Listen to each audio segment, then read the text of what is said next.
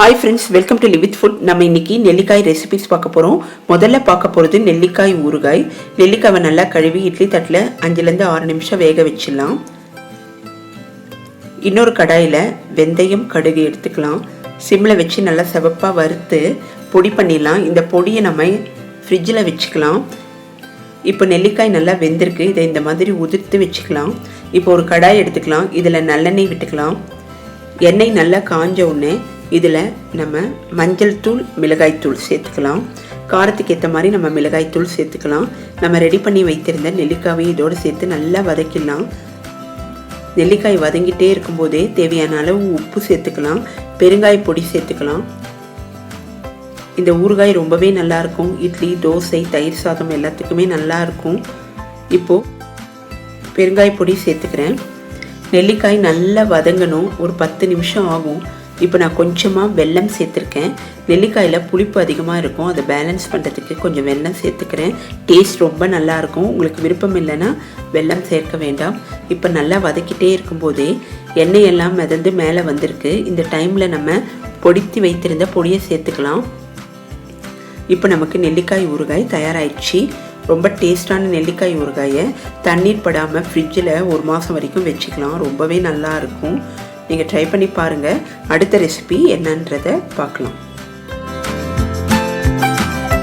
இப்போ நம்ம பார்க்க போகிறது நெல்லிக்காய் சாதம்.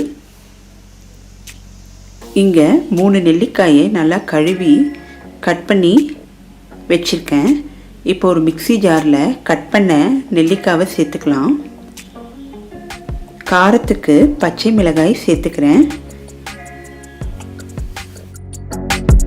தேங்காய் கட் பண்ணி சேர்த்துக்கிறேன். இஞ்சி கொஞ்சமாக சேர்த்துக்கிறேன். தண்ணி விடாமல் அரைச்சிக்கலாம். இப்போ ஒரு கடாய் எடுத்துக்கலாம். இதில் வெஜிடபிள் ஆயில் விட்டுக்கலாம். எண்ணெய் காஞ்சதும் கடுகு, உளுத்தம்பருப்பு தாளிச்சிடலாம்.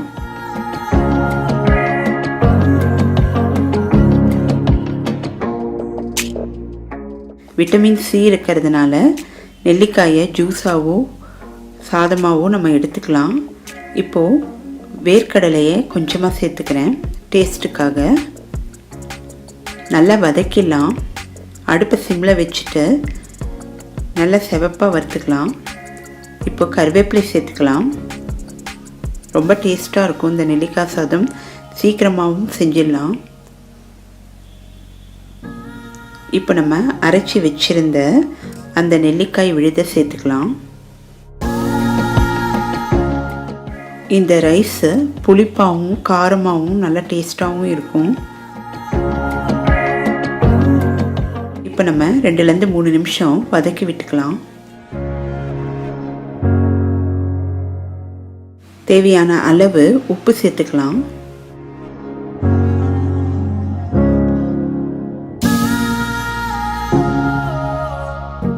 நல்லா மிக்ஸ் பண்ணிடலாம்.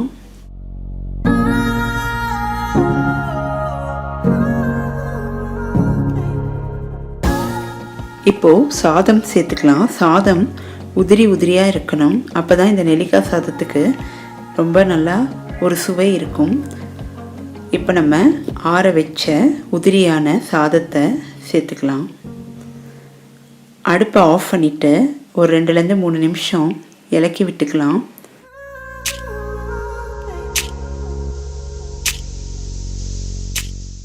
நமக்கு இப்போது நொடியில் நெல்லிக்காய் சாதம் தயாராகிடுச்சு.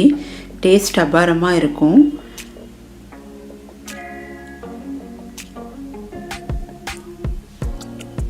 இப்போ இது மேலே கொத்தமல்லி தழை தூவிடலாம். நெல்லிக்காய் ஜூஸ் பார்க்க போகிறோம். அதுக்கு தேவையான பொருட்கள்: மாதுளை, நெல்லிக்காய்,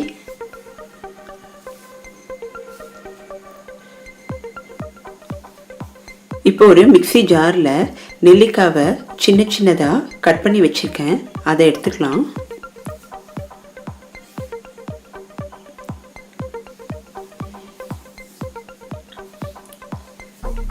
மாதுளையை நல்லா தோல் உரித்து அது உள்ளே இருக்கிற முத்தெல்லாம் எடுத்துக்கலாம். இந்த நெல்லிக்காய் ஜூஸ் வந்து உடம்புக்கு ரொம்ப நல்லது. தனியாக நெல்லிக்காய் ஜூஸ் சாப்பிட்றதுக்கு குழந்தைங்களுக்கு இந்த மாதிரி மாதுளை பழத்தோடு சேர்த்து கொடுத்தோன்னா 2 பழங்களில் இருக்கிற சத்து குழந்தைங்களுக்கு சேரும். நெல்லிக்காயில் நிறைய ஹெல்த் பெனிஃபிட்ஸ் இருக்குது.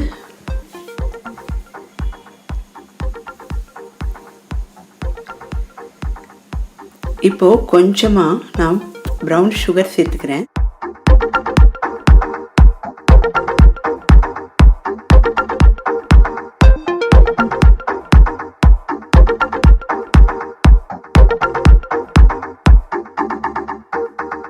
கொஞ்சமாக உப்பும் சேர்த்துக்கலாம். இப்போது மிக்சியில் கொஞ்சமாக தண்ணி விட்டு அரைச்சிக்கலாம். தண்ணி வந்து இதுக்கு எவ்வளோ வேணுமோ அந்த அளவுக்கு விட்டுக்குங்க.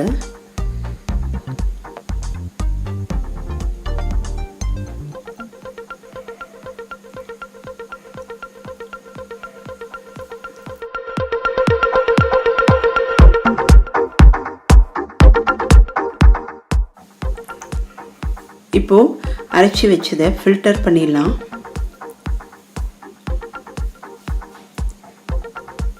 இந்த மாதிரி வடிகட்டிட்டோன்னா நமக்கு ஜூஸு ரெடி ஆகிடும். இப்போ இதோட இன்னும் டேஸ்ட்டுக்காக மிளகுத்தூளை பொடிச்சு வச்சுருந்தேன், அதையும் ஆட் பண்ணிக்கலாம். இந்த ஜூஸ் நல்ல இனிப்பாகவும் புளிப்பாகவும் ரொம்ப டேஸ்டாகவும் இருக்கும். ட்ரை பண்ணி பாருங்கள்.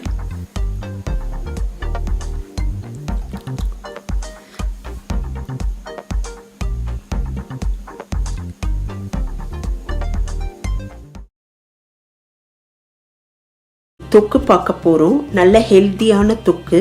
இது சாதம், இட்லி, உப்புமா, தயிர் சாதம் இது எல்லாத்துக்குமே பெஸ்ட்டு சைட் டிஷ்ஷாக இருக்கும். இந்த நெல்லிக்காய் தொக்கு எப்படி பண்ணுறதுன்றதை பார்க்கலாம். இதுக்கு நான் நெல்லிக்காவை நல்லா கழுவி தயாராக வச்சுருக்கேன். ஒரு கடாயை நல்லா சூடு பண்ணிக்கலாம். இந்த கடாய் நல்லா சூடாக இருக்கும்போதே வெந்தயம், கடுகு 2த்தையும் சேர்த்து நல்லா செவப்பாக வறுத்து தனியாக எடுத்து வச்சிடலாம்.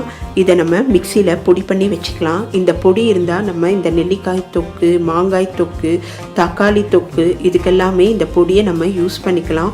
ரொம்ப டேஸ்ட்டாக இருக்கும். இந்த பொடியோட மனம் தான் இந்த தொக்குக்கு ஒரு தனி சுவையை கொடுக்கும். இப்போ நெல்லிக்காவை கொஞ்சமாக தண்ணீர் விட்டு மஞ்சள்தூள் சேர்த்து 5 நிமிடம் போல் நல்லா வேக வச்சிடலாம். அதிகமாக தண்ணீர் சேர்க்க வேண்டாம். நிறைய தண்ணீர் சேர்த்தோன்னா விட்டமின் சி எல்லாமே அதில் அழிஞ்சு போயிடும். அதனால் தேவையான அளவு மட்டுமே தண்ணீர் சேர்த்து இந்த நெல்லிக்காவை நல்லா வேக விடலாம்.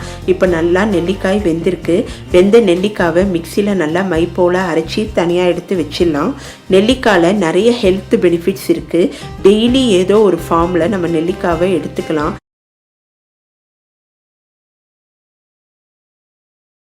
இந்த மாதிரி நெல்லிக்காய் ஜூஸோ, நெல்லிக்காய் பிக்கிளோ, இல்லை நெல்லிக்காய் தொக்காவோ நம்ம டெய்லி நெல்லிக்காவை எடுத்துக்கணுன்னா ஹெல்த்துக்கு ரொம்ப நல்லது. கண் பார்வைக்கு, கூந்தல் வளர்ச்சிக்கு, இதுக்கு எல்லாத்துக்குமே நெல்லிக்காய் ரொம்ப நல்லா ஹெல்ப் பண்ணும். இப்போ ஒரு கடாயில் நான் வெஜிடபிள் ஆயில் விட்டுருக்கேன். உங்கள்கிட்ட நல்லெண்ணெய் இருந்தால் நல்லெண்ணெய் எடுத்துக்கோங்க. இதோட தேவையான அளவு சிவப்பு மிளகாய் தூள், பொடித்து வைத்த பொடி 2த்தையும் சேர்த்து சிம்மில் வச்சு நல்லா வதக்கிடலாம். இப்போ நல்லா இது வறுபட்டுட்டு இருக்கும் போதே நம்ம அரைத்து வைத்த விழுதியும் சேர்த்துக்கலாம்.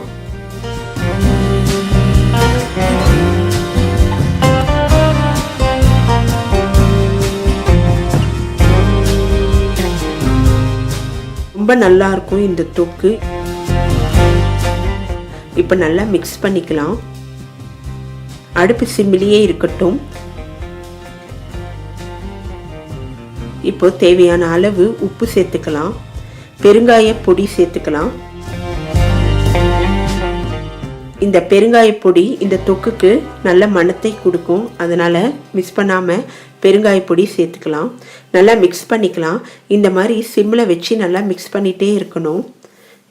இப்போ நான் கொஞ்சமாக நாட்டு சர்க்கரை சேர்த்துருக்கேன். இது எதுக்குன்னா நெல்லிக்காயில் நல்லா புளிப்பு இருக்கும். அதை பேலன்ஸ் பண்ணுறதுக்காக நான் கொஞ்சமாக சர்க்கரை சேர்த்துருக்கேன். சர்க்கரையோ வெல்லமோ சேர்த்து நல்லா மிக்ஸ் பண்ணிகிட்டே இருக்கணும். 10லேருந்து 15 நிமிடம் ஆனவுடனே எண்ணெயெல்லாம் இந்த மாதிரி மேலே வர ஆரம்பிக்கும். அப்போ தான் நமக்கு தொக்கு தயாராக இருக்குன்னு அர்த்தம்.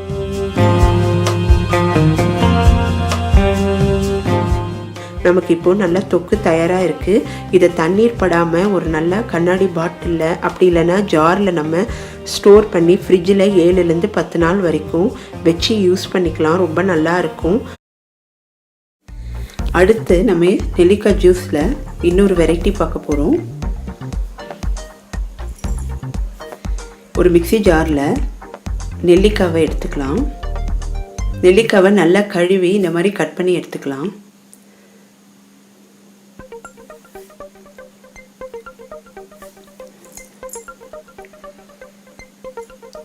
இதுக்கு கொஞ்சமாக நான் ப்ரௌன் சுகர் சேர்த்துருக்கேன்.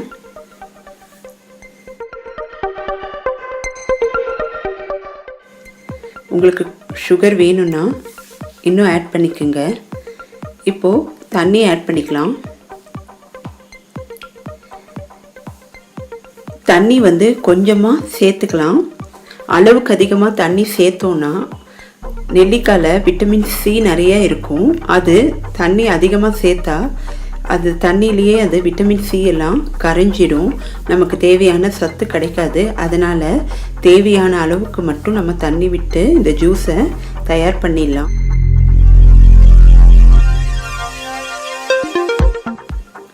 இப்போ இந்த ஜூஸை வடிகட்டிடலாம். நமக்கு சுவையான நெல்லிக்காய் ஜூஸ் தயாராகிடுச்சு. இப்போ இன்னும் சுவை கூட்டுறதுக்காக கொஞ்சம் பெப்பர் போட்டுக்கலாம். இப்போ கொஞ்சமாக ஆரஞ்சு ஜூஸை இதோட கலந்துக்கலாம். டேஸ்ட் இன்னும் ரொம்ப நல்லாயிருக்கும். நமக்கு ஆரஞ்சு பழத்தில் இருக்கிற சத்தும் நமக்கு கிடைக்கும். இந்த நெல்லிக்காயில் இருக்கிற சத்தும் கிடைக்கும். இந்த மாதிரி நெல்லிக்காவை ஏதோ ஒரு பழங்களோட தினமுமே நம்ம ஜூஸ் எடுத்துக்கினா உடம்புக்கு ரொம்ப நல்லது. குழந்தைங்களும் விரும்பி சாப்பிடுவாங்க. ட்ரை பண்ணி பாருங்கள். இப்போ நம்ம பார்க்க போகிறது நெல்லிக்காய் பச்சடி. முதல்ல ஒரு மிக்ஸி ஜாரில் துருவின தேங்காய் சேர்த்துக்கலாம். இந்த நெல்லிக்காய் பச்சடி உடம்புக்கு ரொம்ப நல்லது. வாரத்துக்கு ஒரு தடவை எடுத்துக்கலாம். இப்போ இதோட நான் பச்சை மிளகாய் சேர்த்துக்கிறேன். உங்களுக்கு காரம் எவ்வளோ வேணுமோ அந்தளவுக்கு சேர்த்துக்கலாம். நெல்லிக்காயில் புளிப்பு இருக்கும், அதனால் கொஞ்சம் காரம் ஜாஸ்தியாகவே சேர்த்துக்கலாம். இப்போ ஒரு கடாயில் கொஞ்சமாக தண்ணி விட்டுக்கலாம். இதோட நம்ம நெல்லிக்காவை சேர்த்துக்கலாம். ஒரு 2லேருந்து 3 நிமிஷம் இந்த நெல்லிக்காய் நல்லா வேகணும். அதனால் மூடி வச்சிடலாம். தண்ணி கொஞ்சம் கம்மியாக விட்டுக்குங்க, இல்லைன்னா நெல்லிக்காயில் இருக்கிற சத்தெல்லாம் தண்ணியில் போயிடும். அதனால் கொஞ்சமாக விட்டு வேக வச்சு அந்த நெல்லிக்காவை எடுத்து இந்த தேங்காவோடு சேர்த்து நம்ம அரைச்சிடலாம். இப்போ அந்த அரைச்ச விழுதை ஒரு பவுலில் போட்டுடலாம். இப்போ தேவையான அளவு தயிர் விட்டுக்கலாம்.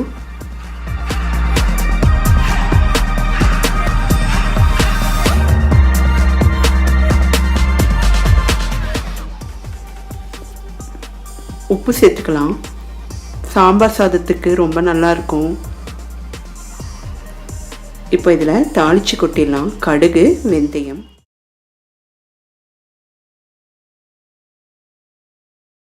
நெல்லிக்காய் ரசம் பார்க்க போகிறோம். ரொம்ப டேஸ்டான இந்த நெல்லிக்காய் ரசம் எப்படி எளிய முறையில் வீட்டிலே பண்ணலாம் அப்படின்றத பார்க்கலாம். இதுக்கு நம்ம தேவையான நெல்லிக்காவை எடுத்துக்கலாம். இதை நல்லா கழுவிடலாம். கத்தி எடுத்து இதை நல்லா கட் பண்ணிக்கலாம். நெல்லிக்காவை விதையெல்லாம் நீக்கிட்டு நம்ம கட் பண்ணிக்கலாம்.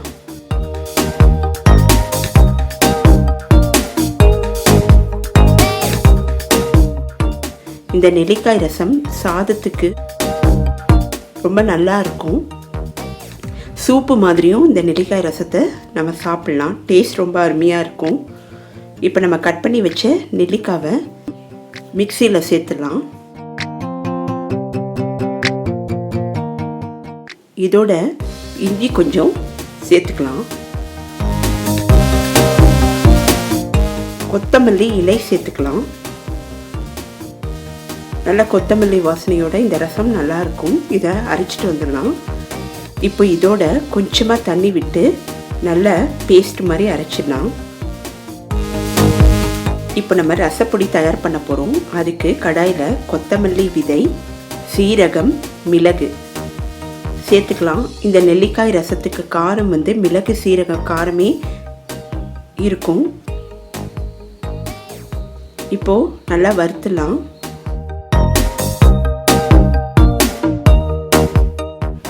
இப்போ இதோட துவரம் பருப்பு சேர்த்துக்கலாம். பெருங்காய கட்டி கொஞ்சம் சேர்த்துக்கலாம். உங்களுக்கு பூண்டு விருப்பம் இருந்தால் நீங்கள் பூண்டை இந்த இடத்துல சேர்த்துக்குங்க. நல்லா வறுத்தலாம். இதை நல்லா பொடி பண்ணிக்கலாம். இப்போ ஒரு கடாய் எடுத்துக்கலாம். இதில் நம்ம அரைச்ச நெல்லிக்காய் விழுத சேர்த்துடலாம். நெல்லிக்காய்க்கு இப்போது தேவையான அளவு தண்ணி விட்டுக்கலாம். புளிப்புக்கு ஏற்ற மாதிரி நம்ம தண்ணி சேர்த்துருக்கோம். இப்போ இதோட மஞ்சத்தூள் சேர்த்துக்கலாம்.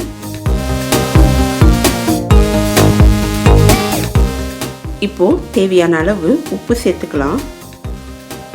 இப்போ நம்ம மீடியம் ஹீட்டில் வச்சு கொஞ்ச நேரம் கொதிக்க வைக்கலாம்.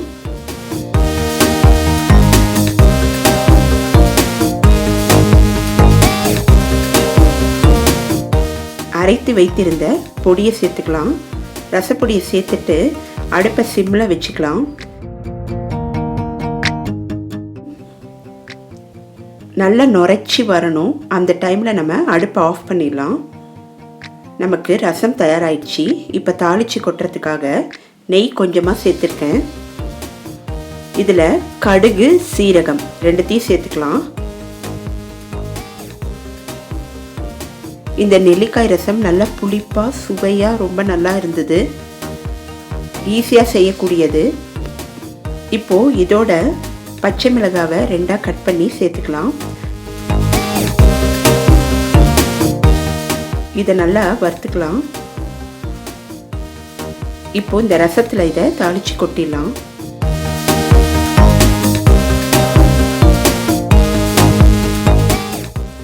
நமக்கு நெல்லிக்காய் ரசம் தயாராகிடுச்சு. இப்போது இந்த டைமில் கொஞ்சமாக எலுமிச்சை சாறும் கொத்தமல்லி தூவினா நமக்கு நெல்லிக்காய் ரசம் தயாராகிடுச்சு. நீங்கள் கண்டிப்பாக இதை ட்ரை பண்ணி பாருங்கள். ஃபஸ்ட் டைம் என்னோடய சேனலை பார்க்குறவங்க மறக்காமல் லிவ் வித் ஃபுட் சேனலை சப்ஸ்கிரைப் பண்ணுங்கள். இந்த வீடியோவை உங்கள் ஃப்ரெண்ட்ஸ் ரிலேட்டிவ்ஸ்க்கு ஷேர் பண்ணுங்கள். நெக்ஸ்ட் வீடியோவில் மீட் பண்ணுறேன். பாய்.